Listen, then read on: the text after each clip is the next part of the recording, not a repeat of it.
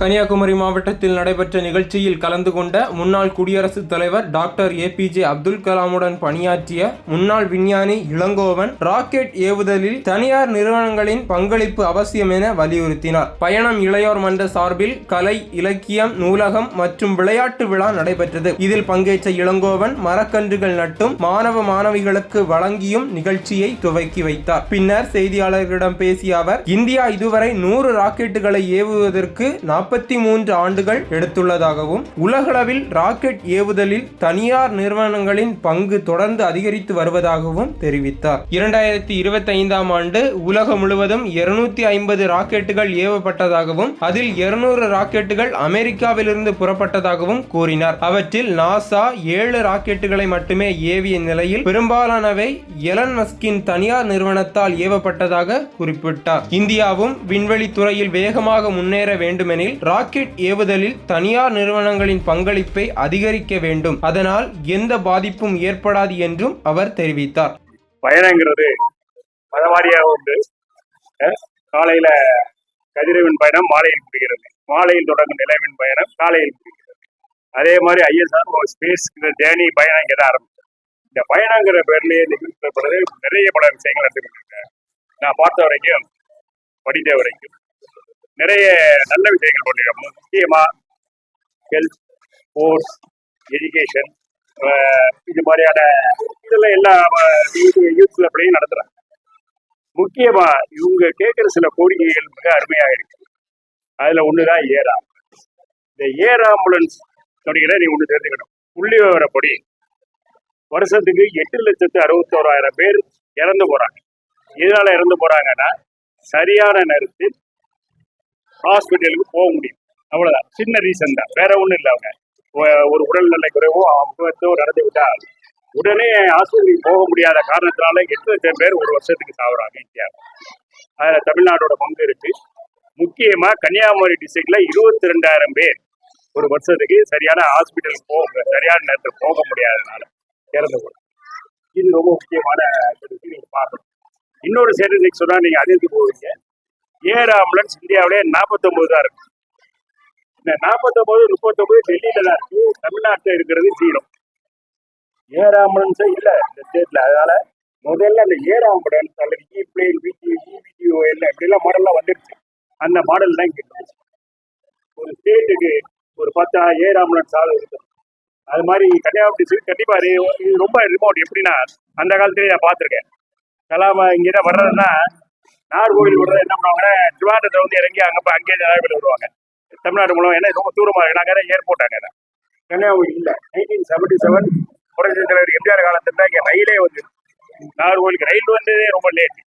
1987 தானாவில் முதல் ரயில்னா 1977 100 வருஷம் கழிச்சு நம்ம நாகர்கோவிலுக்கு ரயிலே வந்து திரு பிரதமர் மொரார்ஜி தேசாயும் புரட்சி தலைவர் MGRம் வந்து அதை இனாகரேட் பண்ணாங்க அந்த ஸ்டேஷன். அப்படிதான் நான் இருந்தேன். இதனால இது மாதிரி ரொம்ப பின்னாடி இருக்கிறதுனால நம்ம இங்கே வேணும். இதனால இன்னொரு ஸ்ட்ராட்டஜிக் ரூல்ஸ் இந்த டிஃபென்ஸுக்கு ஈஸியாக யூஸ் பண்ணிக்கலாம். கடலோர பாதுகாப்பு, கடலோர மீனவர்கள் பாதுகாப்பு, இது எல்லாத்துக்கும் இதை நம்ம யூஸ் பண்ணிக்கலாம். அதனால் இது கண்டிப்பாக ஏர் ஆம்புலன்ஸுக்கு தேவை. ஒரு ஹெலிபேடு தேவை. ஹெலிபேடு வைக்கிறது ஈஸி. இவ்வளோ ஹெலிபேடு இருக்குன்னா ஹெலிபேடு வைக்கலாம். அங்கே வந்து ஹெலிகாப்டர் வந்து இறங்கணும். அது நமக்கு ஏர் ஆம்புலன்ஸ் வேணும்.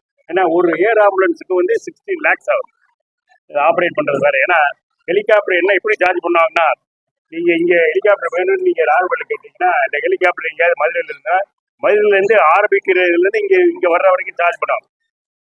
அங்கே பிளேடு ரோட்டேட் ஆரம்பிச்சதுலேருந்து மறுபடியும் திரும்பி போய் நிற்கிற வரைக்கும் இது மாதிரி பெரிய காசுலாம் இருக்குது. அதனால ஏர் ஆம்புலன்ஸ் இங்கே தேவை.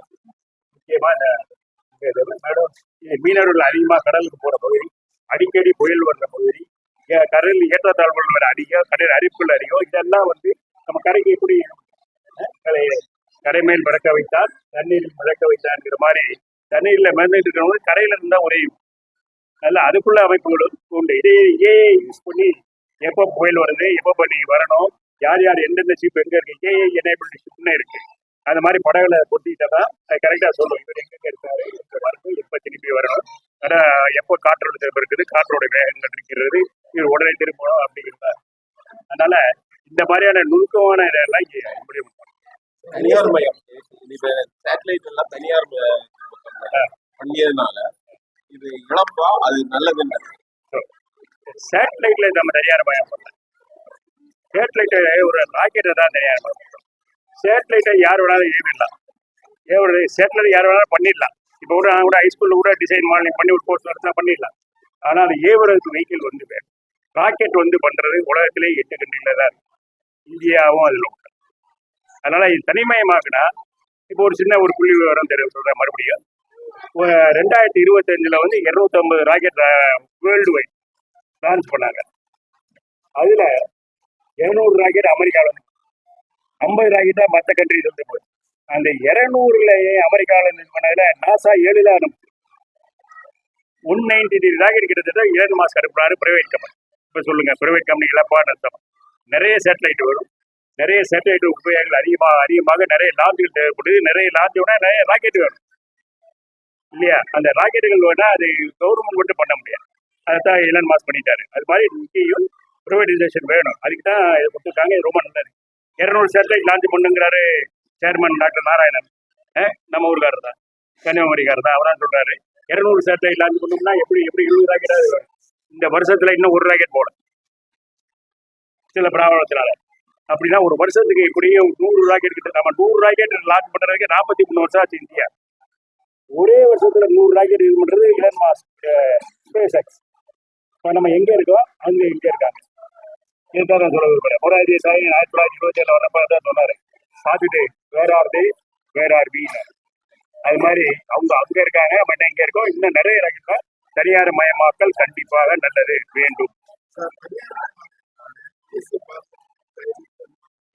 இல்ல இல்ல என்ன அவங்க எங்க இது பண்ணாலும் லான்ச் பண்ணாலும் நம்ம தான் சேட்டலைட் என்ன டேட்டா போது எல்லா கண்ட்ரோல் நம்மளுக்கு இருக்கும். நான் அப்படியே கொடுத்துட போறேன். இப்போ மட்டும் என்ன நினைக்கிறீங்க? ISROவா எல்லா ஃபுல் ராக்கெட்டையும் உண்டாங்க.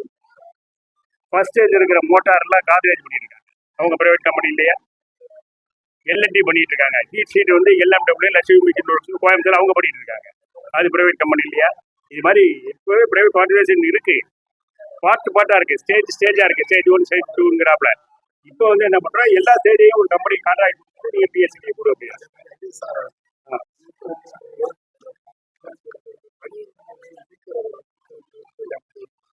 இது பணி நீக்கம் இல்லை. அதாவது ISR விஞ்ஞானிகள் போகிறதுக்கு 3 1 வயது மூணு சூப்பர் அனியேஷன் சொல்றாப்புல, அது ரிட்டையர்மெண்ட். அது நேச்சுரல். 60 வயசான போயிட்டா ஆகணும். எல்லாத்துக்கும் எக்ஸ்பென்ஸ் கொடுக்க முடியாது. இன்னொன்று, சில பேர்கள் அவங்களே வாலண்டரி BRS வாலண்டரி ரிகரேஷன் கொடுத்துட்டு வெளியில போறது, அதுவும் உண்டு. இது 2 தான். அதுக்கேற்றாப்ப ரெக்கவர் நடந்துட்டு இருக்கு. அதுக்காக ஒண்ணுல இது கொஞ்சம் இந்த கடந்த வருஷத்துல ரிசிக்னேஷன் அதிகமா இருக்கிற காரணம் வந்து, இப்போ அவர் கேட்டார் இல்லையா, முந்தைய கேள்விக்கு பதில் இங்க வருது. பிரைவேட் கம்பெனிஸ்கள் ஸ்டார்ட் அப்கள் நல்ல சேலரி தர்றாங்க. இப்ப இல்ல போட்டு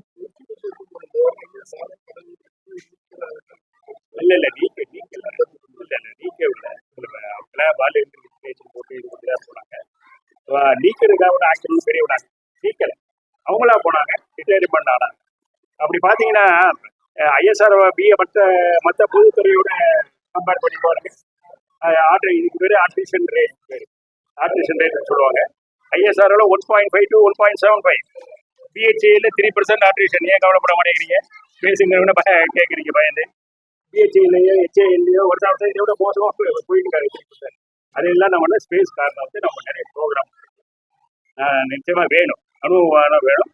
இதுக்காகவே ரிட்டர்ன் ஷெட்யூல் 60 வயசுக்கு அப்புறமா 62 வயசுல ஒர்க் பண்ற இப்ப பிரைவேட் கம்பெனிஸ் போயிருக்காங்க இருக்கிறது.